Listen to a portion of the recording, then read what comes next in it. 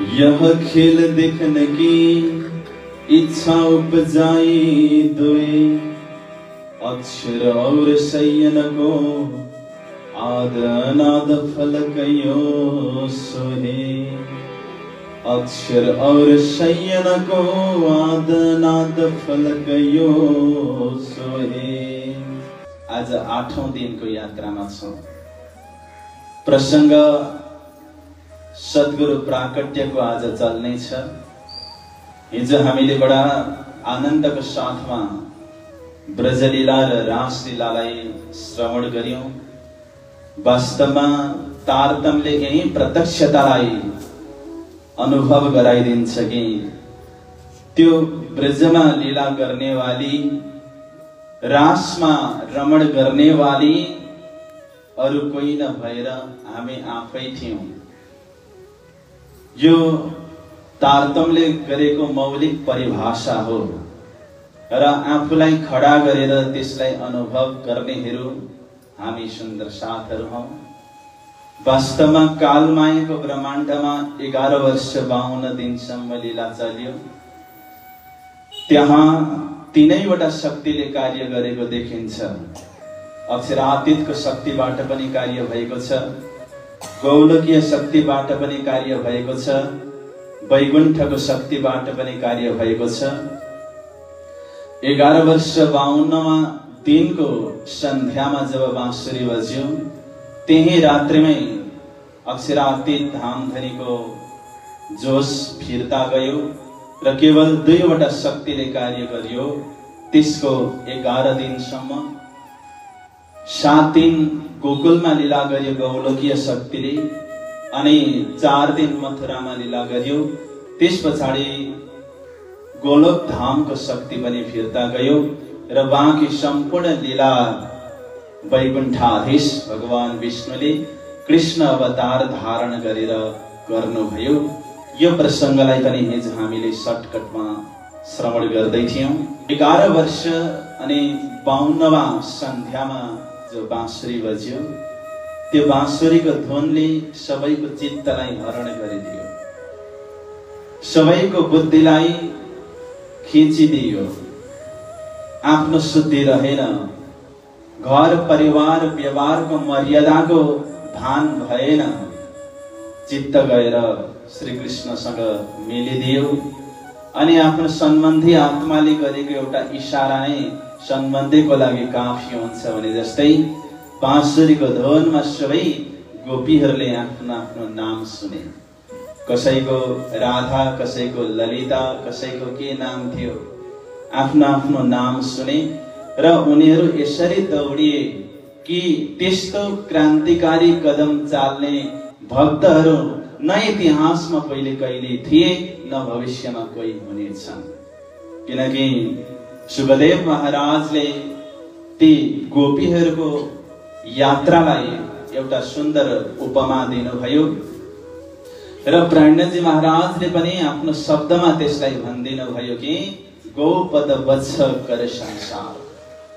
संसार त विशाल छ, यो भवसागर कत्रो छ, यसको कुनै पारवारा छैन। तर यो विशाल भवसागरलाई पनि एउटा गाईको बाछोले टेकेको खोवेल्टोमा जमेको पानी जति तुच्छ देख्ने वाली भने ब्रजका गोपीहरू। अरूको लागि विशाल हो, तर प्रेमको सघन लगन लागेका गोपीहरूको लागि कुनै विशालताको अर्थ रहेन।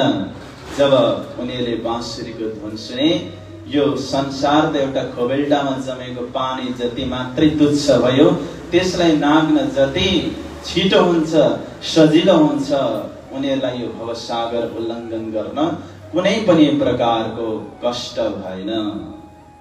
जब योगमायाको ब्रह्माण्डमा पुगे, गोपी दौडिएका थिए तर सखी पुगे। कृष्ण कन्हैया लाल की जय। दौडिएको यही धरतीको वृन्दावनमा हो, तर बाटैबाट अक्षरातीत धामधनीले सुरतालाई खिचेर अलग्गै दुनियाँमा लैजानुभयो, जसलाई योगमायाको ब्रह्माण्ड भनिन्छ। दिव्य श्रृंगारमा सुसज्जित भएर जब सखीहरू योग मायाको ब्रह्माण्डमा पुगे। उनीहरूको लागि लीला गर्नको लागि एउटा एउटा तनको व्यवस्था राज्य महाराजले गर्नुभएको थियो। त्यो यति दिव्य तन थियो, यति चैतन्य तन थियो कि त्यसमा कुनै पनि संसारको शरीरको जस्तो नियम लागू हुँदैन थियो।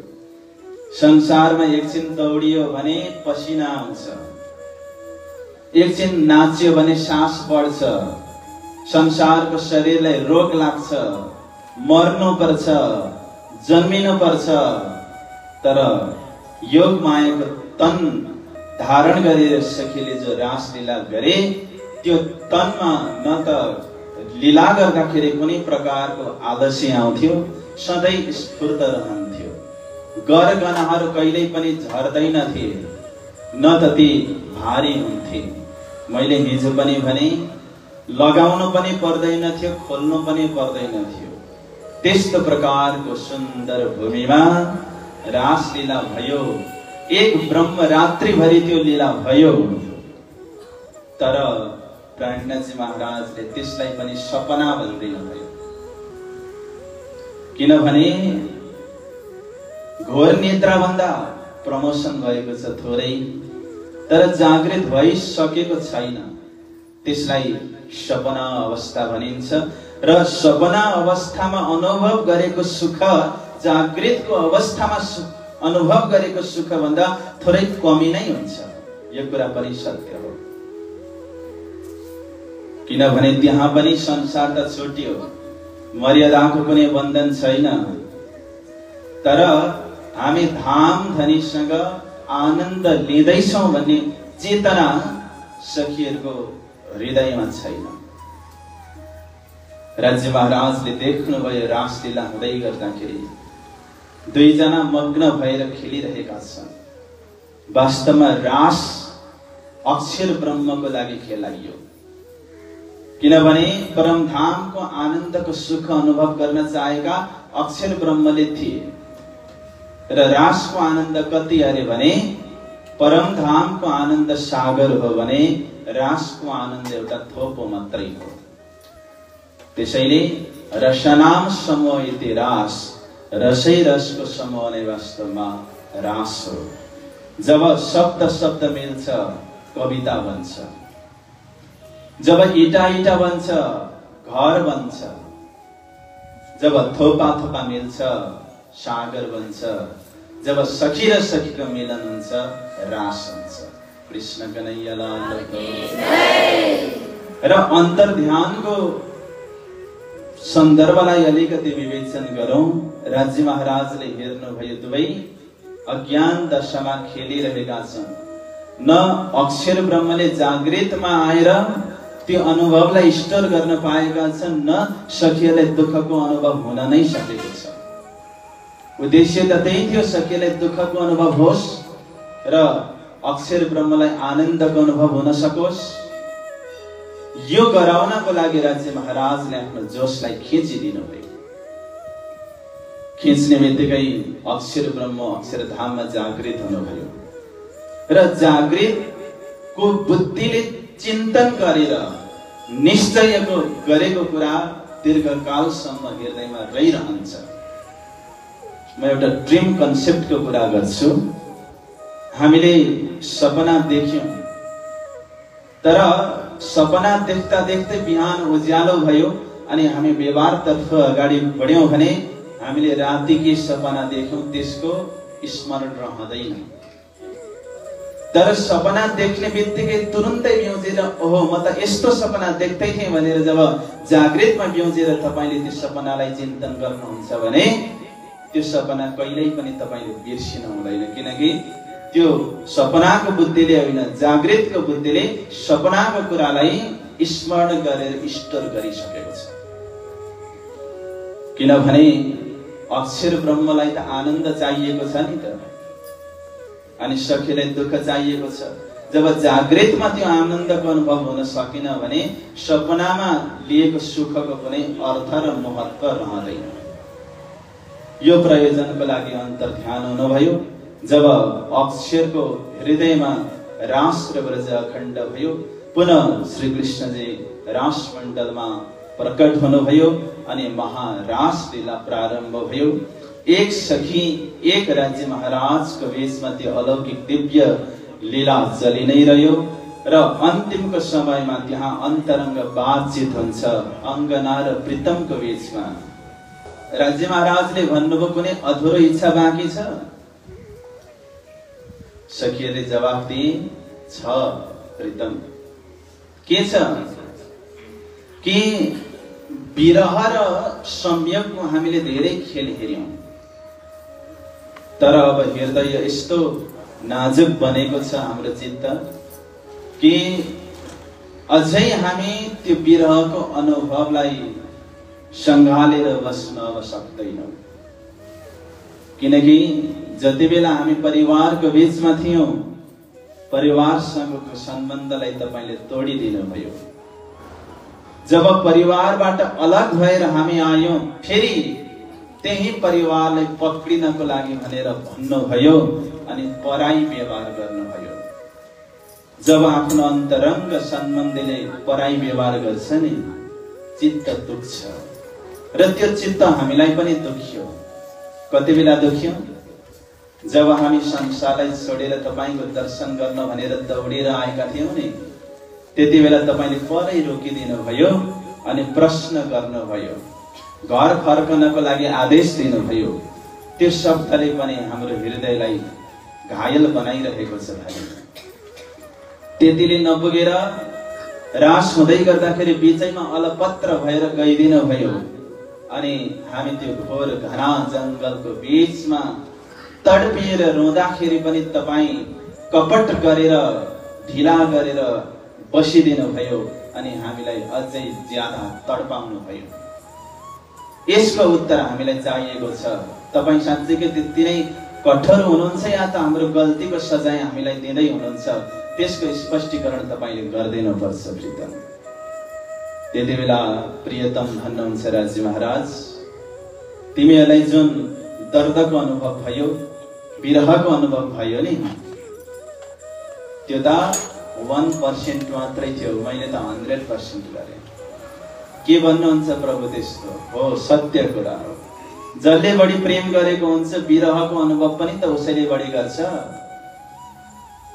राज्य महाराजले भन्नुभयो, जब म 52वां दिनको विरहको समयमा, वियोगको समयमा वृन्दावनमा आएर बाँसुरी बजाउनको लागि भनेर तयार भए नि, त्यति बेला मैले कम्मरको बाँसुरी ओठसम्म पुर्याउने समय पनि कल्पान्त बितेको जस्तो अनुभव गरेको छु।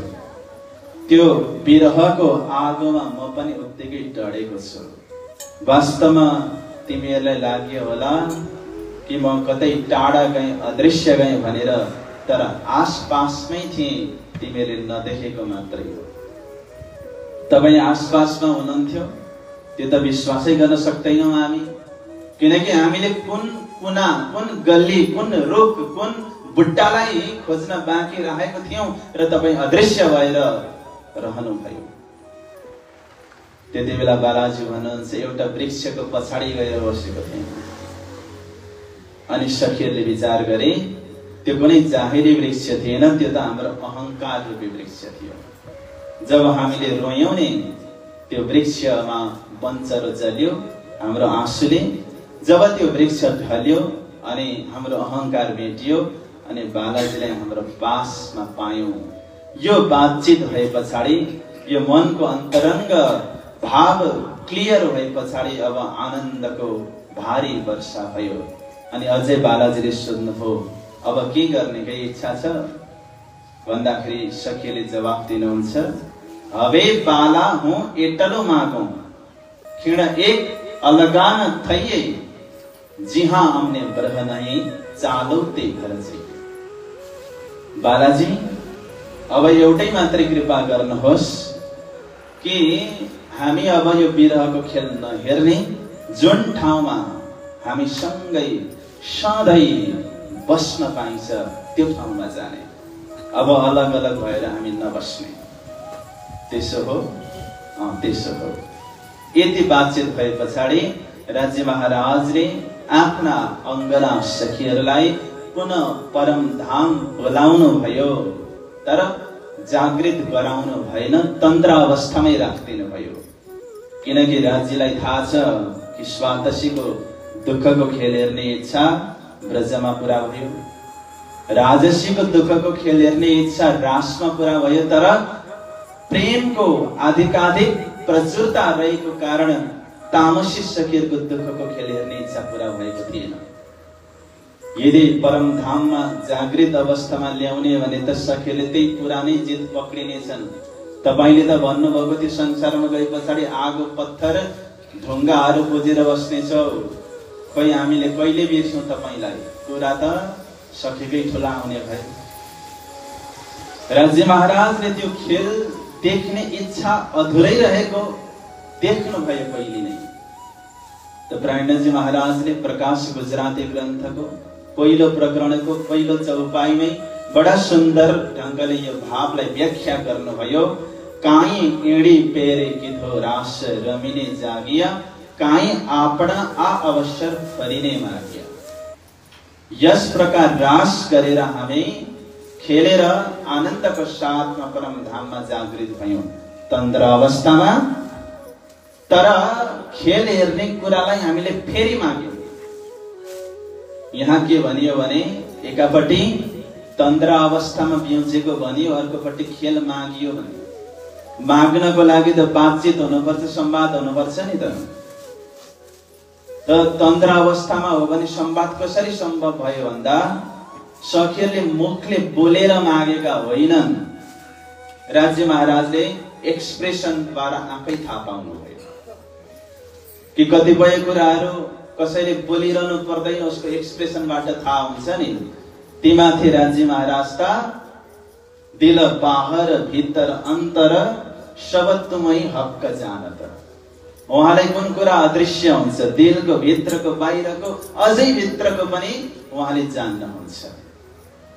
तन की जाने मन की जाने, जाने दिल की चोरी, उस साहेब से क्या छुपाना जिसके हाथ में है डोरी। कृष्ण कन्हैया लाल की जय। तन की जाने मन की जाने, जाने दिल की चोरी, उसलाई सबै थाहा छ। तनको पनि जान्दछ, मनको पनि जान्दछ, दिलको पनि जान्दछ। कृष्ण कन्हैया लाल की जय। माग्नुभन्दा पहिले नै राज्यले जान्दिनु भयो कि सखीहरूको इच्छा के छ भन्ने कुरा। जस्तो दुईजना दाजुभाइ मध्ये भाइले दाइलाई भन्नु, दाइ दाइ म पनि घडी लाउँछु। के भन्यो अरे?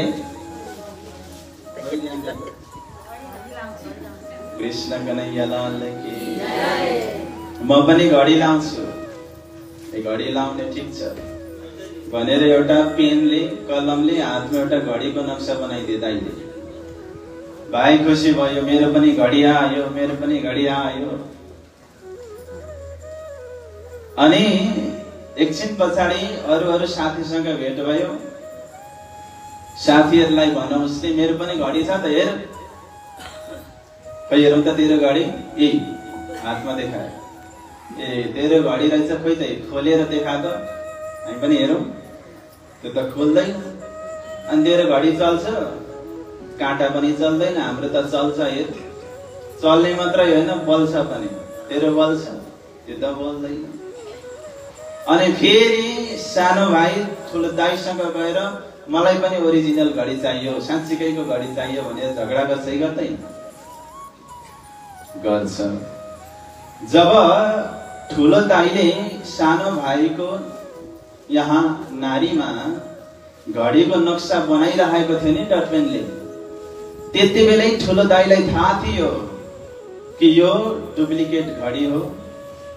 जब मेरो भाइले ओरिजिनल घडी देख्छ अनि फेरि उसले ओरिजिनल घडी चाहियो भन्दै माग्दै आउँछ, त्यो नक्सा बनाइदिँदै गर्दाखेरि नै दाइको दिमागमा त्यो कुरा आइसकेको थियो। जस्तो एकजना पिताजीले आफ्नो बच्चालाई बजार लिएर जानुभयो। छोरो पहिलोचोटि बजार जाँदैछ, तर पिताजी त अनुभवी हुनुहुन्छ, उहाँ धेरैचोटि बजार गइसक्नु भएको छ। अब छोरोको दिमागमा बजारको नक्सा कति हुन्छ अनि पिताजीको दिमागमा बजारको नक्सा कति हुन्छ सुन्दर साथी। बच्चाको नजरमा त उसको दिमागमा त बजार भनेको एउटा पसल हो, त्यहाँनिर खेलाउन पाइन्छ, अर्को पसलमा मिठाई पाइन्छ, उसले त्यति मात्रै सोचेको छ। तर पिताजीलाई पुरै त्यसको भूगोल थाहा छ कि छैन भने जस्तै राज्य महाराजले सब कुरा थाहा छ, सखीले यस्तो यस्तो गर्नेछन् भन्ने कुरा। त्यसैले माग्नु भन्दा अगाडि नै राज्य महाराजले दिलाइदिनु भयो। मैले अस्तिको दिन पनि चौपाईमा भन्दै थिएँ, ये तो बिगर चाहे सुख देते है सो माग्य क्यों न पावत। राज्य महाराजको फितरत, उहाँको स्वभाव परमात्माको कस्तो छ भने उहाँले त नमागिकन पनि दिने आदत छ उहाँको। परमात्मालाई माग्नु पर्दैन, किनभने माग्दाखेरि परमात्माले दिने भन्दा हामी थोर माग्छौं, किनकि हाम्रो बुद्धि पनि सानो छ, माग पनि सानै छ।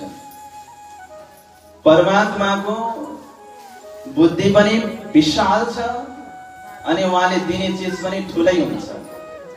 त्यसैले परमात्मासँग नमागौं। परमात्मासँग माग्नु भनेको त उहाँको उपहास गर्नु, किनकि उहाँले जति दिन सक्नुहुन्छ त्यति हामी माग्न सक्दैनौं। त उहाँले देख्नुभयो मेरा सखीहरूको खेल देख्ने इच्छा पूरा भएको छैन, अब के गर्छु, म फेरि अर्को ब्रह्माण्डमा पठाउँछु, तर यो पटक पहिलो पटकको जस्तो म सजिलो बनाउँदिन, खेललाई अति अप्ठ्यारो बनाइदिन्छु। किनकि खेल भनेको एकैचोटि अप्ठ्यारो हुँदैन, जहीँ पनि पहिले सजिलो हुन्छ। त्यो च्यालेन्जलाई पार गरेर जब अगाडि बढ्छ अर्को लागि नयाँ कठिनाइ दिइन्छ, अनि त्यसलाई पनि पार गरेर अगाडि बढे पछाडि झन् चुनौतीपूर्ण खेल उसलाई दिन्छ। त दुईटा खेल त सजिलो बनाइदिनु भयो, एकै ठाउँमा पठाइदिनु भयो, आफूले पनि छोड्नु भएन। ब्रजमा पनि एक पल पनि छोड्नु भएन राज्य महाराजले। जब इन्द्र प्रकोपको समय आयो त्यति बेला गोवर्धन पहाड उठाएर सबैलाई एकै ठाउँ राखिदिनु भयो। ब्रजमा कति विपत्तिहरू आए, सबै विपत्तिलाई मेटाइदिनु भयो अनि नयाँ किस्तीमा चढाएर बगैँचामा पुर्याइदिनु भयो। यानी कि नुह तुफानको समयमा योग मायाको श्रृंगार धारण गरेर अखण्ड भूमिमा सखीलाई लिएर जानुभयो। एक पल पनि परमात्माले छोड्नु भएन, प्रत्यक्ष रहेर सखीहरूलाई आनन्द दिलाउनु भयो, रक्षा गर्नुभयो। तर यो पाली तेस्रो ब्रह्माण्डमा दोस्रो पटक सखीलाई जब पठाउने निश्चय गर्नुहुन्छ, खेललाई अप्ठ्यारो बनाइदिनु भयो कि विश्वभरिमा विभिन्न जाति भाषा धर्म संस्कृतिको बीचमा आफ्ना आत्माहरूलाई पठाइदिनु भयो। तैपनि त्यति धेरै कठोर हुनुहुन्न राज्य महाराज, किनकि उहाँ त आशेको आशो कहिले पनि कठोर हुन सक्दैन। किनकि फूल जति नै कठोर बनेर पत्थरलाई हिर्काउँछु भनेर टुट पर्छ भने पनि ज्यादा चोट उसैले बेहोर्नु पर्छ। एउटा फूलले म पत्थरलाई पिट्छु भनेर फूलले पत्थरलाई पिट्यो भने दर्द कसलाई हुन्छ? पत्थरलाई हुँदैन, फूललाई नै हुन्छ। तर राज्य महाराजले पहिले साक्षी ल्याइदिनु भयो। ब्रह्मात्माहरू आएकै छैनन् खेलमा, तर साक्षी ल्याइदिनु भयो, किनकि जहीँ पनि प्रमाण खोजिन्छ। फलाना चिज गरेको प्रमाण के छ? प्रमाण खोजिन्छ कि खोजिँदैन? र प्रमाण भइदियो भने कार्य विश्वसनीय हुन्छ। कृष्ण कन्हैया लाल की जय। र जब कलियुग प्रारम्भ भयो, म कृष्ण लीलाको थोरै चर्चा गर्छु। 125 वर्षको लीला पूरा गरेर जब वैकुण्ठाधीश भगवान विष्णु कृष्ण अवतार पूरा गरेर फर्किनुहुन्छ अनि कलियुग प्रारम्भ हुन्छ। कलियुग प्रारम्भ भएको 3660 वर्ष पछाडि ब्रह्मात्माहरूको लागि भनेर साक्षी आउँछ।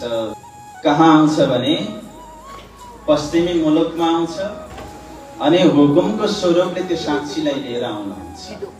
कहिले मितिलाई पक्रिनुहोस् 3660 वर्ष पछाडि। त्यसैले कुनै विशिष्ट व्यक्ति कतै आउँदैछ भने पहिल्यै सूचना हुन्छ। जस्तो प्रधानमन्त्री धापाखेलमा आउँदै हुनुहुन्छ भने कसैले थाहा नपाइकन एक्लै आउनुहुन्छ र? जरुरत पर्यो भने आउनु होला, तर आयोजकले बोलाउँदैछ भने पुरा प्रचार प्रसार हुन्छ। प्रधानमन्त्री आउनुभन्दा अगाडि नै ब्यानरहरू बनाइन्छ, पोस्ट कार्डहरू तयार हुन्छ, पम्पलेटहरू पर्चाहरू छपाइन्छ, ठाउँ ठाउँमा कार्यकर्ताहरूलाई बाँड्न भनेर पठाइन्छ, हल्ला चल्छ, फलानो मितिमा प्रधानमन्त्री आउँदै हुनुहुन्छ। अनि उहाँसँग त्यहाँको समाजले कुनै आशा पनि राखेको हुन्छ। त्यतिकै प्रधानमन्त्रीको भिजिट हुँदैन भने जस्तै ब्रह्मात्माहरू आउनुभन्दा अगाडि नै ब्रह्मात्माहरूको आगमनको खबर संसारमा फैलिसकेको थियो। किनभने ब्रह्मात्माहरूको महिमालाई बढाउनको लागि त्यो प्रबन्ध मिलाइयो। किनकि कुनै व्यक्ति विशिष्ट हुनुको प्रमाण के हो भने त्यो व्यक्तिको विषयमा सबैले जानकारी पहिल्यै पाउनु, अनि मात्रै वो विशिष्ट भएको ठहर छ, वो प्रसिद्ध भएको ठहर छ। कसैले चिनेकै छैन म ठुलो मान्छे भन्न पाइँदैन नि, तर सबैलाई थाहा छ कि फलानु व्यक्ति विशिष्ट हो, तब उसको महत्व बढ्छ। राज्य महाराजले पनि ब्रह्मात्माहरूको महिमा बढाउनको लागि राज्य महाराजले विभिन्न धर्मशास्त्रहरूमा वेद कथाहरूमा ब्रह्मात्माहरूको आविर्भावको सन्दर्भमा साक्षी राखिदिनु भयो। किनकि शास्त्र भनौं, चाहे वेद भनौं, चाहे उपनिषद भनौं, चाहे पुराण भनौं, त्यो भनेको चिठी हो। र यो किन बनाइयो भने ब्रह्मात्माहरूको लागि नै बनाइयो। जा कारण माया रची शास्त्र विद्या कारण, खेल भी यही देख ही और अर्थ भी लिए न। जा कारण माया रची, जसको लागि माया रचियो यानी कि यो संसार रचना गरियो। शास्त्र विद्या कारण, शास्त्र पनि उनीहरुकै लागि बनाइयो। किनकि टिभी बनाउने कम्पनीले केवल टिभी बनाउँदैन, टिभी मात्रै बनाउँदैन, उसले के बनाउँछ, टिभी कसरी चलाउने गाइड बुक पनि बनाइदिन्छ। अनि टिभी किने पछाडि उसले त्यो गाइड बुक पनि दिन्छ, अनि जडान गर्ने तरिका पनि सिकाइदिन्छ। घरमा आएर टिभी हामीले जडान गर्न सकिनौं, च्यानल निकाल्न सकिनौं भने कम्पनीले एउटा व्यक्ति पठाइदिन्छ अनि उसले सिकाउँछ। कृष्ण कन्हैया लाल की जय। परमात्माले यो संसार बनाउनु भयो अनि संसार हेर्ने तरिका पनि सिकाइदिनु भयो धर्मशास्त्रको माध्यमबाट। त्यसैले यो धर्मशास्त्र भनेको संसार हेर्ने कला हो। हिजो महाराजजीले भन्दै हुनुहुन्थ्यो, वेदकले आर्ट अफ लिभिङ सिकाएको छ, जीवन जिउने कला। शास्त्रले संसार हेर्ने कला सिकाएको छ। त्यसैले शास्त्र भनेको के हो, दर्पण हो जसले कुनै चीजलाई देखाइदिन्छ। यही सन्दर्भमा हाम्रा ब्रह्म मुनिहरूले चिन्तन गरेर भन्नुभयो, ब्रह्मात्माहरूको आगमनको सन्दर्भलाई पुष्टि गर्ने एउटा चौपाई उहाँले निकाल्दिनु भयो। पहले दही जमाए के पीछे दुए गाय, बछिया तिनके पेट में माखन हाट बिकाए। कृष्ण कन्हैया लाल की जय। अब हेर्नुहोस्, हामी सबैलाई दही जमाएर त्यसलाई मन्थन गरेर घिउ निकालेर खारेर बट्टामा पनि राखेको अनुभवी छौँ हामी। गाई पनि पालेकै हो। प्रक्रिया हामी सबैलाई थाहा छ, गाईको थुनबाट दुध निक्लेर घिउ बन्नेसम्मको प्रक्रियामा हामी कोही अनजान छैनौं। तर कविहरू बीचमा आएर भन्दिनु भयो, पहिले दही जमाए के पछि दुई गाई। पहिले दही जमाइयो अनि मात्रै गाई दुइयो। यो सम्भव छ? सीधा अर्थ दिनुहोस्। सिधा मनले सोचेर भन्नुहोस्, यो उल्टो हो? उल्टो हो। तर कहिलेकाहीँ उल्टो बोल्नुपर्छ। उल्टो बोल्दा ठुलो सुल्टो काम हुन्छ। रिस उठ्यो भने के गर्नुपर्छ थाहा छ? उल्टो बोल्नुपर्छ। रिसलाई उल्टोबाट पढ्नु के भयो? कोही रिसायो भने सरी भन्थ्यो, रिसै मर्छ त। उल्टो बोल्दा काम भयो कि भएन? एउटा माछो पानीभित्र प्यासी बनेर तडपिरहेको छ, अर्को माछाले सिकाइदियो त उल्टो हो न। जब ऊ उल्टो भयो, उसको गिल्सबाट पानी छिर्यो अनि उत्तृप्त भयो। त्यसैले कहिलेकाहीँ उल्टो गर्नुपर्छ। प्रणजी महाराजले पनि भन्नुभयो, इन उल्टी से उल्टाए कि पिया प्रेमी गरी सनमुख। गिलास उल्टो छ भने त्यसलाई अझै उल्टो बनाउनु पर्छ, अनि मात्रै उस उल्टो हुन्छ। त यहाँ के भनियो? पहिले दही जमाए कि पछि दुहे गाई। पहिले दही जमाइयो अनि मात्रै गाई दुहियो। मान्ने?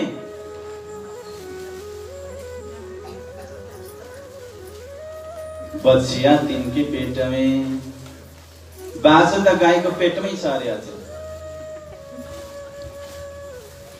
माखन 8 बिकाए अनि 9 चाहिँ बजारमा लगेर बेचिसक्यो।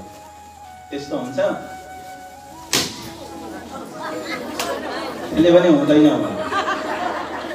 कृष्ण कन्हैया लाल की, सद्गुरु महाराज की, प्राणनाथ प्यारे की। हजुरहरुको जय जयकारले बेलो नै फटाइदियो। ल ध्यान दिनुहोस्। तर यसलाई सही ढंगबाट सुन्ने र बुझ्ने हो भने यो कुरा सत्य साबित हुन्छ। पहिले दही जमाए कि परम धाममा पहिले खेल बनाउनु भयो राज्य महाराजले। दही जमो पहिले, कही त जमो भन्नु बुझेकै छैन, कसरी जम्थ्यो? कृष्ण कन्हैया लाल की। राज्य महाराजले पहिले नै संसार नबनिकन परम धाममै बसेर संसारको कल्पना गर्नुभयो, खेल बनाउनु भयो। दही जमो, जम्यो, पछि दुई गाई, पछाडि मात्रै गाई दुइयो। भनेको गाई दुहुँदाखेरि गाईको थुनबाट दुध बाल्टीमा झर्छ कि झर्दैन? हो, संसार बने पछाडि दुध बाल्टीमा झरे जस्तो ब्रह्मात्माहरू परम धामबाट संसारमा आयो। पछि दुई गाई, ठीक छ? बछिया तिनके पेट में, सखीहरू परम धामबाट जस्ताको तस्तै आका होइनन्। त्यही नरितनमा केवल सुरता मात्रै आयो। परातम परम धाम मूल मिलावा भित्रै छ। त गाईको पेट भित्रै बाछो रह्यो कि रहेन? किनकि परातम त मूल मिलावामै छ, केवल सुरता मात्रै संसारमा आयो। अनि माखन 8 बिकाए भने जस्तै ब्रह्मात्माहरू आउनुभन्दा अगाडि नै ब्रह्मात्माहरूको लागि साक्षी पहिल्यै शास्त्रमा आयो। भनेपछि माखन बिक्यो कि बिकेन बजारमा? बुझेपछि बिक्छ। कृष्ण कन्हैया लाल की जय। त के छ त्यसको प्रमाण भन्दा नारद पञ्चरात्र अन्तर्गत माहेश्वर तन्त्रमा स्पष्ट भनिएको छ, दिव्य ब्रह्म पुरस्यः ब्रह्माद्वैतस्य वासना तासामेका च परमा सुभगा सुन्दरी प्रिया मरुदेशे कुले शुद्ध नृरूपम साधरिष्यति चन्द्रनामा पुमान लोके हरिष्यन्ति शुभां गतिम। दिव्य ब्रह्मपुर धामबाट, दिव्य ब्रह्मपुर धाममा धेरै सखीहरू ब्रह्मलीलामा ओतप्रोत भएर बसेका छन्।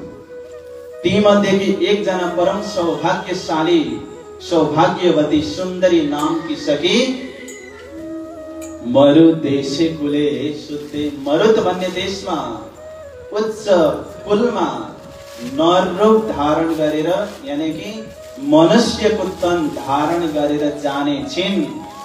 अनि उनले के गर्छिन्? सबैको अशुभ गतिलाई हरण गरेर शुभ गति प्रदान गर्ने छिन्। पहिल्यै भविष्यवाणी गरियो। नारद पञ्चरात्र अन्तर्गत माहेश्वर तन्त्रमा ती सुन्दरी सकी संसारमा देवचन्द्र नामले विख्यात हुने छिन् भन्ने कुरा पहिल्यै लेखियो र त्यही भविष्यवाणी पूरा गर्नको लागि अनि ब्रह्मात्माहरूलाई जगाएर, किनभने आजसम्म धरतीले एउटा ज्ञानको प्रतीक्षा गरिरहेको थियो, एउटा शक्तिको प्रतीक्षा गरिरहेको थियो, मुक्तिदाताको खोजी संसारलाई भइरहेको थियो। त्यसैले विश्वमुख करत बखान कौलस बनेको पूर्ण भई वाणीमा भन्नुहुन्छ विश्वले प्रतीक्षा गरेर बसेको थियो एउटा पुरुषलाई। त्यो निष्कलङ्क ज्ञान दिनेवाला पुरुष अब संसारमा आउँदै हुनुहुन्छ। कहिले? विक्रम सम्वत 1638 मा कलियुग प्रारम्भ भएको 4660 वर्षपछि। कहिले अरे?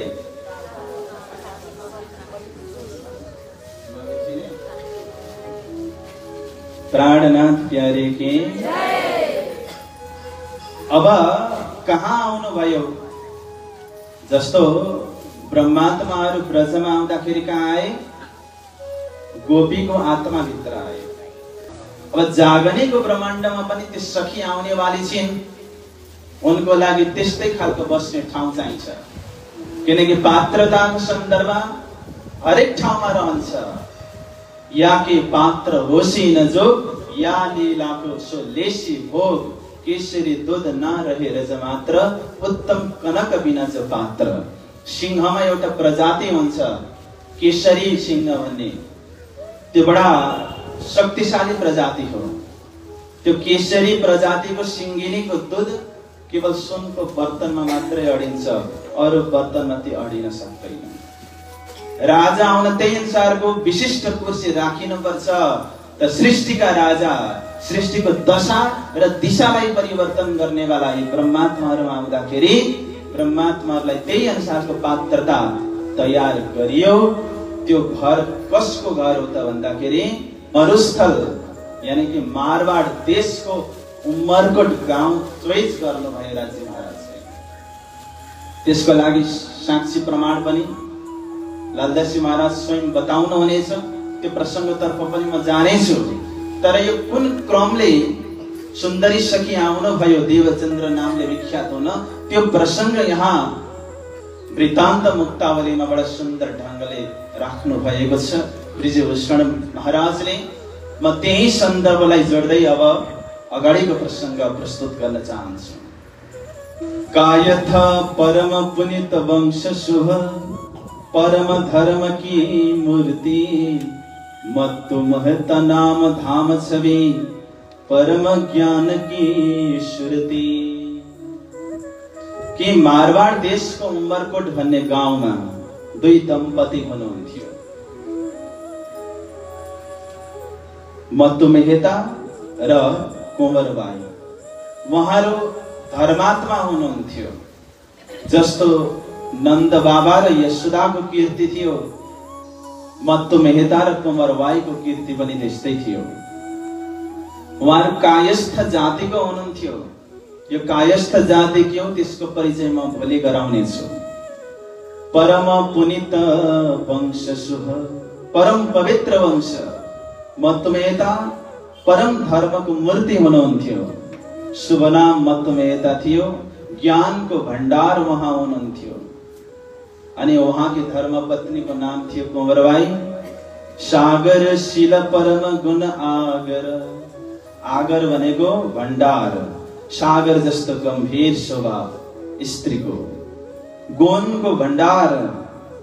अनि परम छबिली, परम उदार, धर्मोपकारी, अनि आफ्नो पतिलाई बडा प्रेम गर्ने वाली, परम सुन्दरी, परम रसिली, यस्तो हृदयकी धनी भएकी थिइन् कुँवरबाई। एउटा घटना घट्छ विक्रम सम्वत 1637 को समयमा। सम्वत 1637 पौष मास बडा भागी, पुष महिनाको घटना हो। 1637 को पुषको घटना हो। उज्जवल पक्ष परम तिथि 13 उज्यालो पक्ष यानी कि शुक्ल पक्षको त्रयोदशी तिथि चल्दै थियो। परम मुहूर्त लागि बडा सुन्दर मुहूर्त थियो। कुँवरबाई सधैँ चाहिँ आज पनि उभटी चिकटी विधि दोहो अङ्गको आफ्नो अङ्गलाई स्नान आदि कार्यबाट पवित्र गरिनुहुन्थे। उष्णोदक सपराए नुहाएर वस्त्र धारण गरिनुहुन्थे। षटरस बहुविधि पाक सम्हारे 6 रसले युक्त भएको व्यञ्जन परमात्माको भोग बनाउनको लागि तयार गरेर राख्नुभयो र आफ्नो प्रभुलाई भोग लगाउनु भयो। षटरस 6 रस बडा सुन्दर ढङ्गले सानैदेखि पूजा पाठ धार्मिकतामा उहाँहरू हुनुहुन्थ्यो। अति उल्लास जिया समातके त्यो दिन उहाँको हृदयमा यस्तो प्रसन्नता आयो, यस्तो उल्लास आयो, आफू एक्लै बस्नु भएको थियो। मुखमा तम्बोलको मिठासले नयाँ आनन्द भरिरहेको थियो। त्यस बेलामा एउटा अद्भुत घटना घट्छ। अद्भुत तहाँ लक्ष्य एक कौतुक होत सकल मन भायो कला कोटि धरी गोद मात की चन्द्र आफू चली आयो। उहाँ एक्लै बसिरहनु भएको थियो। बडा आनन्द आइरहेको थियो त्यो दिन अझै बढी उहाँलाई कि करोडौं प्रकाशले युक्त भएको सम्पूर्ण कलाले युक्त भएको एउटा चन्द्रमा आकाशबाट आफूतिर आउँदै गरेको उहाँलाई प्रतीत भयो। अनि त्यो चन्द्रमा सिधा आयो। सिधा आएर आफ्नो गोदभित्र प्रवेश गरेको उहाँलाई महसुस भयो। दिनके अन्त समय सन्ध्याके त्यो दिनको अन्तिम समय सन्ध्याको समयमा स्वामी निज गृह आए। उनका पति मत्तमेता आफ्नो घरमा आउनुभयो। त्यति बेलासम्म उहाँहरूको घरमा सन्तति भएका थिएनन्। गृहस्थ चलाउनलाई सम्पत्ति चाहिन्छ, सन्मति चाहिन्छ अनि सन्तति चाहिन्छ। सम्पत्ति पनि टन्नै थियो मत्तमेतासँग, राज व्यापारी हुनुहुन्थ्यो उहाँ। सन्मति त छँदै थियो, संस्कारको धनी उहाँ। तर घर चलाए पछाडि, गृहस्थमा प्रवेश गरे पछाडि बाल बच्चा भएन भने त्यो गृहस्थ जीवन कता अधुरो हो कि भन्ने खालको महसुस हुन्छ। जसरी घरमा आँगनमा फूलहरू फुलेको छैन भने त्यो आँगन कता शून्य शून्य लागेको जस्तो हुन्थ्यो। आफू खाली रित्तो भएको जस्तो महसुस वर्षौंदेखि उहाँलाई भइरहेको थियो। र आम जनताहरूले, भक्तजनहरूले, शुभचिन्तकहरूले, शुभचिन्तकहरूले मत्तमेता र कुँवरबाईको घरमा कोही सन्तान उत्पन्न होस् भनेर भगवानले प्रार्थना गर्ने गरेका थिए। यस्तै विचलित थियो मन एकापट्टि। यदि परमात्मा प्रति अटल आस्था, दृढ भक्ति र श्रद्धा भएको कारणले गर्दाखेरि सबै दुःखहरू भुलेर परमात्माको चिन्तनमा आफूलाई आह्लादित र परमानन्दित गर्ने प्रयत्नमा उहाँले कुनै कमी राख्नु भएको थिएन। दिनके अन्त समय सन्ध्याकी स्वामी निज गृह आए। आफ्नो पति आउनु भयो सन्ध्याको समयमा। प्रेम मग्न आनन्द सो पतिनी पतिको चरित्र सुनाए। पति आउने बित्तिकै धर्मपत्नी कुँवरबाईले आफ्नो पतिलाई समस्त वृत्तान्त सुनाउनु भयो। आजको पति अति प्रेम भरे विप्रनीको कौतुक यही सुनायो। पति पनि प्रसन्न हुनुभयो। अहो यो त अद्भुत सपना। राति मस्त निन्द्रा सुतेर देखेको सपना पनि थिएन, यो दिवा सपना थियो। त्यसैले हामी पनि आँखा खोलेर सपना देख्ने गरौँ, त्यो पुरा हुन्छ। सपना त्यो होइन जो निदाउँदा देख्छौँ, सपना त्यो हो जसले निदाउन दिँदैन। कृष्ण कन्हैया लाल की। पते अति प्रेम भरे विप्रनीको कौतुक यही सुनायो। मत्तु मेहता बडा प्रसन्न हुनुभयो, किनकि आज जो सपना उहाँले सुन्नुभयो आफ्नो धर्मपत्नीको मुखबाट, यो त अत्यन्तै शुभ सपना हो, यो अत्यन्तै पावन सपना हो। यसको लक्षणले राम्रो कुरालाई संकेत गरिरहेको छ। करी विचार विप्रन यह भाग्यो। त्यो विचार गरेर मत्तु मेहता पण्डितजीको पासमा जानुभयो, ज्योतिषको पासमा जानुभयो।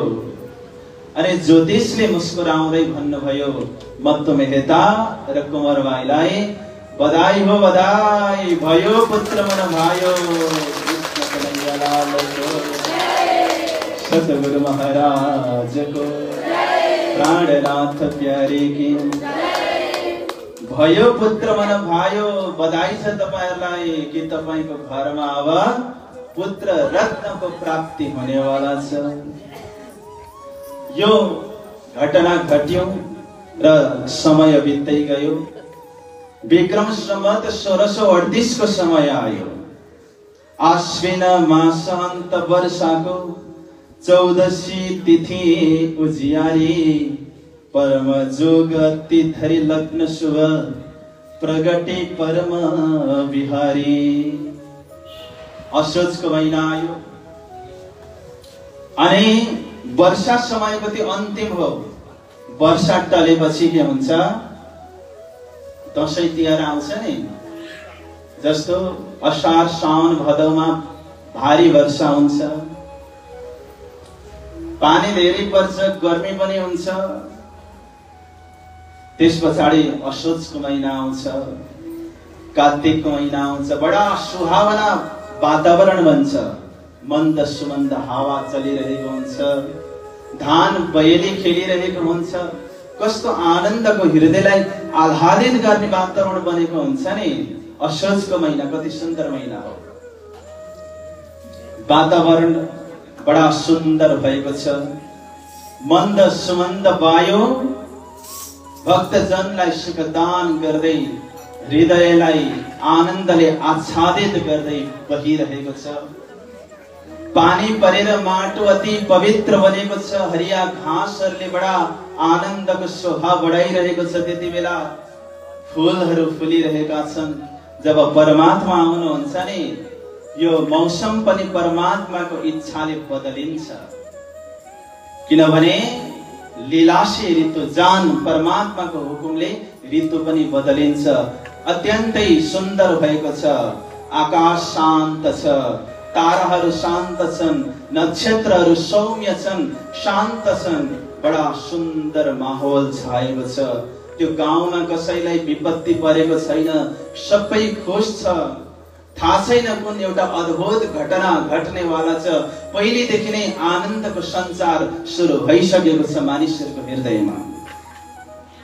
त असोजको महिना एउटा घटना घट्छ। जब घटिका जब शेष रात्रिकै करी स्नान मन्दिर आए, जुगल विराजे योग आसन पै, जाति सुमिरन ध्यान जगाए। मत्तु मेहता र कुँवरबाई बिहानको 2:40 उठ्नुभयो। कति बजे अरे?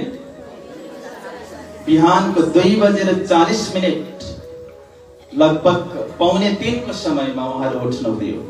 सधैँ चाहिँ आज पनि स्नान गर्नुभयो, शौचादि क्रियाबाट मुक्त हुनुभयो अनि जुगल विराज योग आसन पै उहाँहरू आउनुभयो।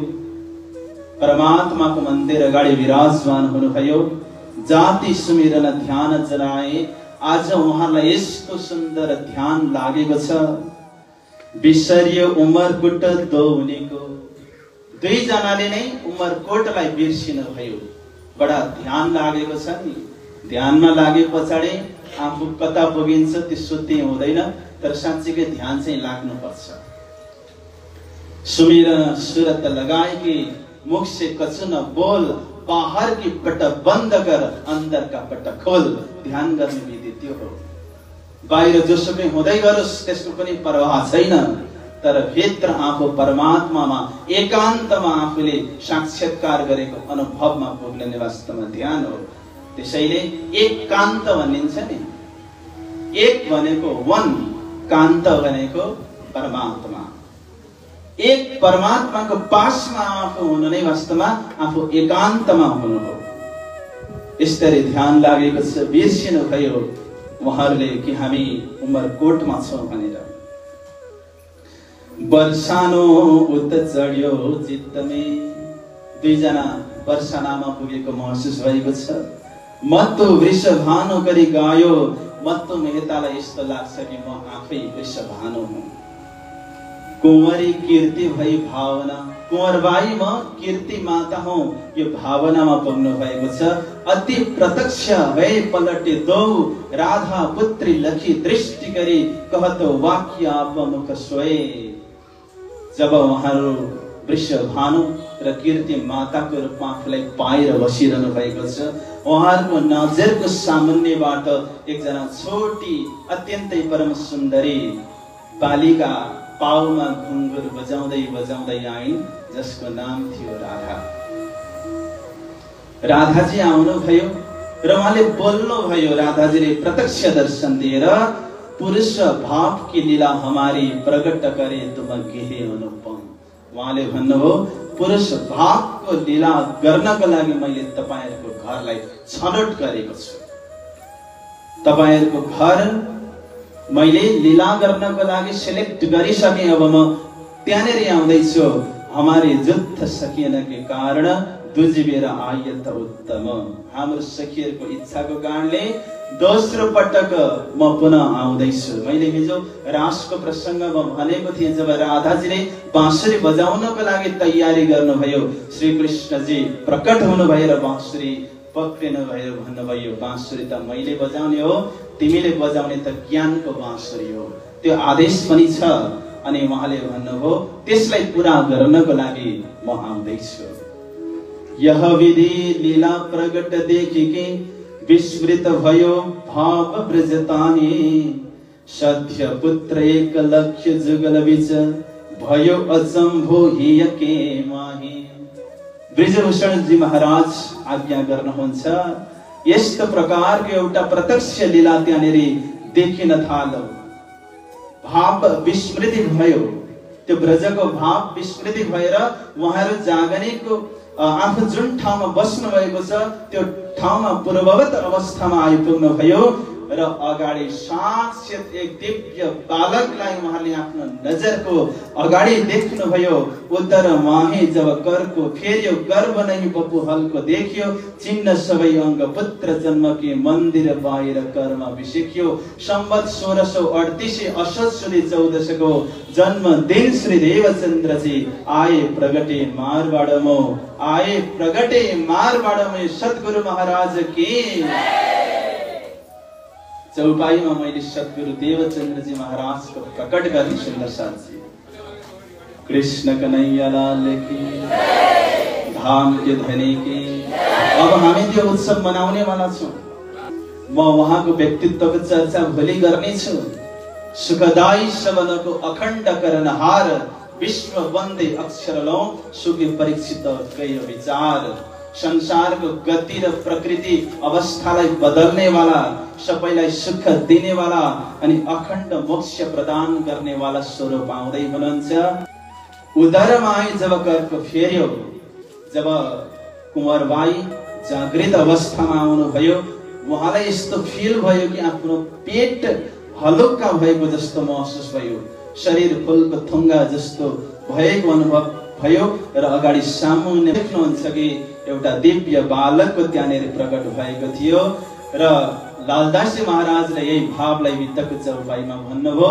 संवत 1638 तिथि र मितिलाई ध्यान दिनुपर्ने हुन्छ। विक्रम संवतको कति चल्दैछ? 1638 चल्दैछ। असोज सुदी 14 को, असोजको महिना छ, शुक्ल पक्ष चलिरहेको छ। 14 यानी कि चतुर्दशी तिथि चलिरहेको छ।